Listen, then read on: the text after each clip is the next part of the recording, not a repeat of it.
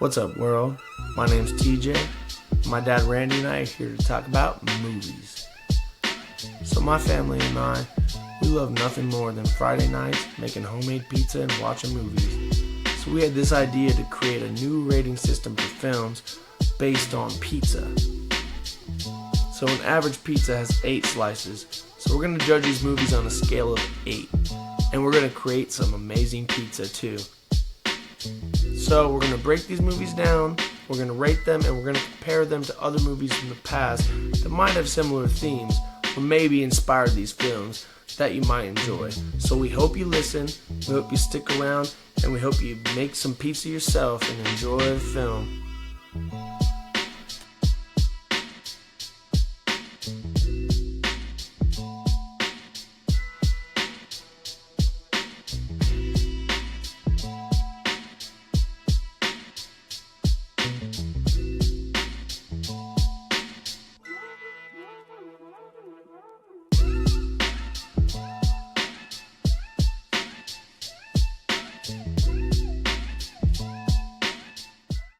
What's going on, world? I'm TJ. And I am Rando. And welcome back to Real Slices. Now, this is part 2 of a discussion we're having about live action remakes of older animated movies.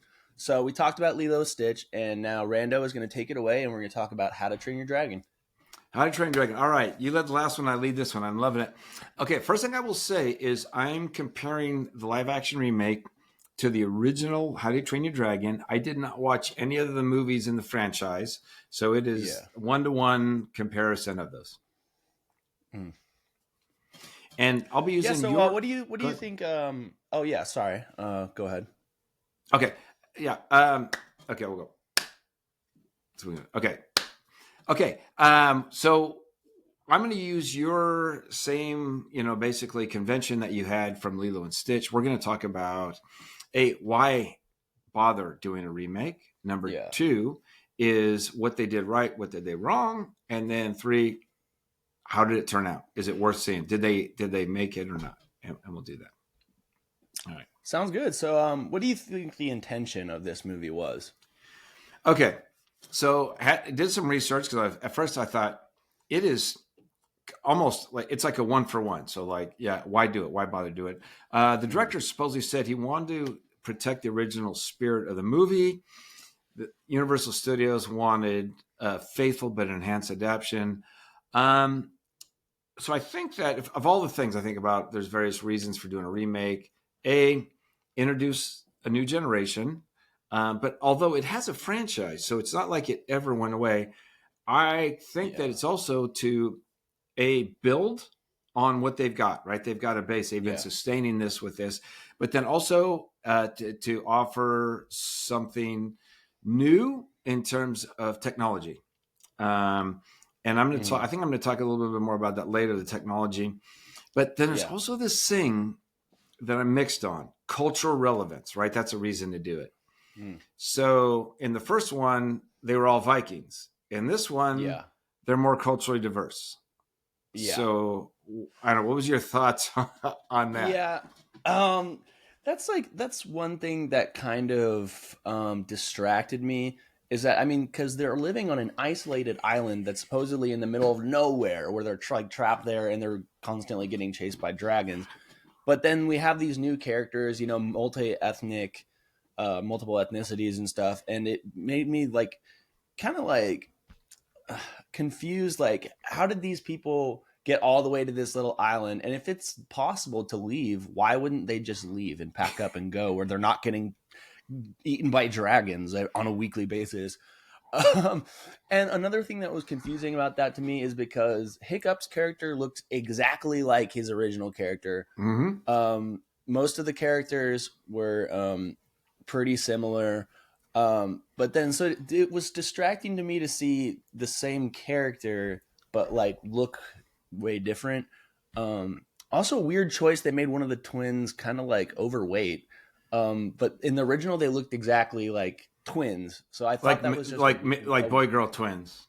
It was just a weird choice and also a little distracting. I loved the movie. I had a blast, but yes, that was a little distracting, and I will have to pull back a piece for that. Okay. Not to sound like a dick, but like it just distracted me. Like I'm not like, oh, I hate this. Like, But you're like, wait a minute, they're Vikings. yeah, right? They're supposed to be Vikings, and like, and then the fact that they wrote it into the script too, just to bring up the fact that we have multiple ethnicities on this completely remote island. Right. I mean, I guess at least they addressed it, because otherwise it's like, wait a minute, what is going on? So, well, let's watch the trailer and we'll see what you're talking about. Right in the trailer, they talk. I think it's right up front. They go like, oh, here it is. Really? So yeah. Let's take a look.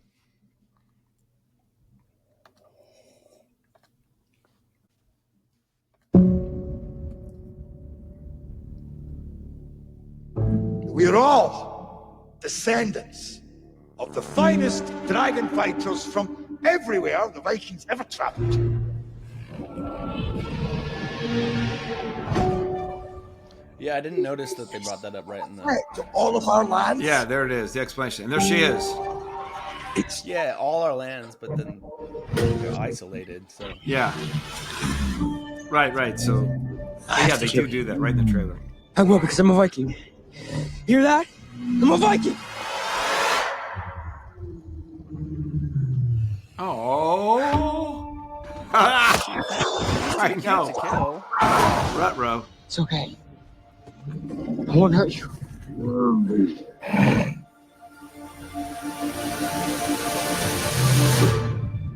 Okay, there's a money shot right there. And I'm stopping there for a reason, in that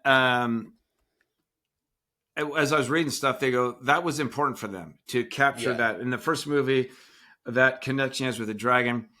I'll tell you what, I'm gonna jump the gun here and talk technologically speaking. What I loved is how convincing the CGI was for the special effects. I'm not a big fan of, let's make everything CGI. Yeah. And I guess what I really liked was they used puppetry and all kinds of things. Yeah, actual like practical effects too for some of the. Yes. So let's talk about practical effects. Explosions. Yeah. What's that? Go ahead. Oh yeah, no, I was just saying. I mean, like really having fires and real sets, not just like the whole thing is on a green screen. And another thing I appreciated was the closeness the sets and stuff were to the original place. Like the locations were spot on. And so you hit on a couple of things that I thought were important. And that's one thing they talked about, I think was as I was doing my research, is they were talking about getting the actors together, right? And reacting to each other is far better than not, right? When you have, if it's all animated and the characters are in a booth, they don't get to play off of each other, and there's, so you lose some of that. So you're right. I thought they nailed it. I love the puppetry. And so, let's talk about old-fashioned camera tricks. Gerard Butler, who was the dad in the animated photo, in the animated version, is the dad again. And I was like, how are they going to pull off that? Like, this guy is in the cartoon, he's this huge guy that's much larger than his son Hiccup. And then how are they going to do that? But they did. And it was just costume, camera angles, and he's this giant guy. I loved exactly what you talked about, this mixture of effects. He was spot on, and it's really cool that I didn't know Gerard Butler did the voice of the original. So I think that's awesome what they did there. I think they made some good casting choices. Like I liked whoever played Agnes or whatever her name is. Astrid, not Agnes. Okay. So there's the antithesis of our previous discussion, right? Mm-hmm. She's no longer a blonde-haired, Astrid. She's no longer a blonde-haired Viking, but that actress nailed it. So for that part, I'm like, it was funny. I looked her up. I think she's like 5'1", right? So she nailed it. So in the end, there's no distraction there because she owned that part. I'm like, I think all the cast acted well in their parts. Regardless of casting choice, I think they did a good enough job. The funny fat guy was perfect. My favorite casting choice was Nick Frost as the Blacksmith, dude. I love Nick Frost. I'm a huge fan. So that was so awesome to see him in that really hilarious role. I mean, he's like one of the funniest characters in the movie. So that was awesome. That was a good surprise. Yeah, he's a seminal character, right? Between the two, the father, the son, this tension. And I feel like such a dope because I'm like, boy, he looks familiar. And if there's a Nick Frost movie, I'm seeing it. I'm like, oh, it's Nick, there's a Nick. And I did not know it was Nick Frost. I'm like, that guy looks familiar. And I didn't realize Nick Frost till you talked about it. So, yeah, that's a great choice. Yes, it was. What are you going to do? Sounds great. All right. Let's see here. I'm going to say then, with my patented remake, live action remake system of a total of 8 slices, you can have potential 2 for faithfulness, 2 for innovation, 2 for emotional impact, and 2 for watchability. I'm all in, dude. I'm 8 slices, right? I mean, awesome. Faithfulness, that was their objective. And like I said, I cut it off, the trailer off right when they were talking about that piece, that emotional connection he has with the dragon. So it was faithful to the original one. We had the father, the son, not that we know anything about that, conflict going on. That emotion was there, both between he and his dad and Hiccup, and then Astrid. I mean, again, Hiccup and Astrid, they were believable as a love interest, like antagonist love interest, like you would see as like teenagers would have that. Yeah. I agree. The innovation I liked because they had multiple techniques, right? It wasn't just, we'll just solve everything by CGI. We got puppetry, we've got trick camera angles.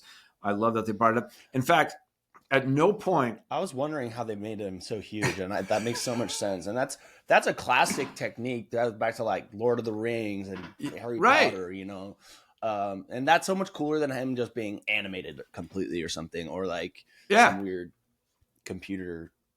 Absolutely. Let's talk about old time movie magic that works. And so the innovation was good, and then watchability, enjoyment. Absolutely loved it from start to finish. Yeah.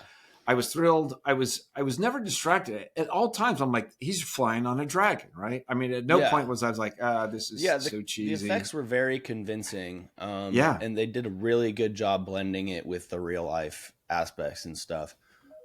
Okay, so I'm all in. It's cool.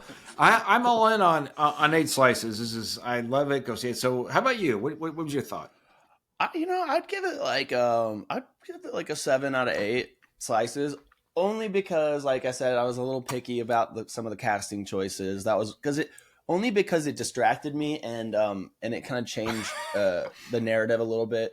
But overall, totally awesome movie. The flying scenes are like totally awesome, and just the effort they put in to really capture those iconic movies from the original, or iconic scenes and like specific shots from the original, and just get it like perfectly. I thought I just had a lot of respect for that. So I totally enjoyed it. I thought it's funny, and I would recommend it. So yeah. Good. And pizzas, so for this one, we had 2 pizzas. So we went and saw it, with your son and my grandson. And we had some meat lovers pizza when I was out there. Sausage, pepperoni, which is very Viking-ish. Second time, I took my sweetheart. So it was your basic date night margarita pizza. Except throwing some Viking, I did a briny quality. So I threw in some olives, sun-dried tomatoes, artichoke hearts. Sounds good. I wanted to say... Yeah, that sounds pretty spot on. I wanted to say, let me go all in, of that area of the country. Let's make some lutefisk pizza. But there's no way I'm ever going to defile a pizza with, that kind of nonsense. What is that? You told me before, but I can't remember. But it just sounds horrible. And I learned it. And it makes me think of Anthony Bourdain. I love Anthony Bourdain, no reservations. He would eat anything. It was always local. There was only 2 times that I ever saw him go, this is disgusting food. And one of them was he was in Iceland. And it was all this old Viking food. He's like, this should never be eaten. So lutefisk. So they like dry out fish, right? It's dried fish. Makes sense. In the old days, you got to preserve it. And they reconstitute it, I think, with some lye mixture, water, something. And so it ends up being gelatinous. So you're eating like, think about a fish jello substance. That sounds just awful. That sounds awful. That's what I said. I'll go anchovies. I'll throw other fish. And I'll throw salmon. Oh, there we go. Oh my God. Maybe next time think of a salmon. Maybe salmon and capers. Maybe a salmon and caper pizza. Now that would be cool because also they eat a lot of fish. Like the dragons eat fish. That sounds good. We should try that. Maybe let's try that. Okay, salmon. I'm thinking like arugula because it's kind of spicy instead of basil. So maybe a little arugula, salmon and capers. We can try that with the onion. So it's kind of a bagel and lox kind of thing. I think that's what it is. That sounds good. All right, that's a good idea. We're gonna do that next week. In fact, I'll be out there. We're gonna maybe we'll try some pizzas. Yeah. All right. So, awesome. How to Train Your Dragon. Go see it. We both love it. Yes. And make sure you go watch the part 1 of this review if you haven't. If you're interested in seeing us talk about Lilo and Stitch and break that down. Any final thoughts? No, everybody enjoy the movies, make your pizzas. We're going to be coming back with a new one soon. Check it out and keep following us.